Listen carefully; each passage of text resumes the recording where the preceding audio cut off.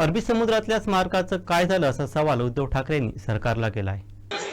बघा, त्याच्याबद्दल आता रायगडावरची वाघ्या कुत्र्याची जी काही समाधी किंवा जे काही स्मारक आहे त्याबद्दल इतिहास तज्ञांचं मत घेणं गरजेचं आहे आणि काहीतरी कमिटी नेमा, काय वाटेल ते करा, ठेवायचं ते ठेवा, उकडायची ते उकडा, परंतु त्याच्यावरनं एवढी पेटवापेटवी करण्याच्या आधी अरबी समुद्रातल्या शिवछत्रपतींच्या स्मारकाबद्दल एवढे कोण उठत का नाही हा प्रश्न माझ्या मनाला पडलेला आहे।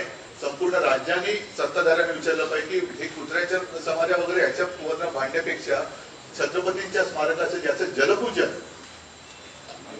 पंतप्रधान नरेंद्र मोदी यांच्या हस्ते झालेलं आहे, ज्याला मी सुद्धा उपस्थित होतो, त्या जलपूजनाचं काय करायचं? त्या स्मारकावरती पाणी सोडले तुम्ही, छत्रपतींचं स्मारक कधी करणार हा प्रश्न कोणी कोणाला विचारत का नाहीये?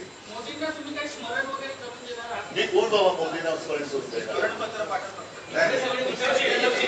आता हे परत आहे की छत्रपतींच्या स्मारकाबद्दल स्मरण करून द्यावं लागतं, हे याच्यासारखं दुर्दैव काय? आणि हे काय कोणाला हिंदुत्व शिकवत आहे?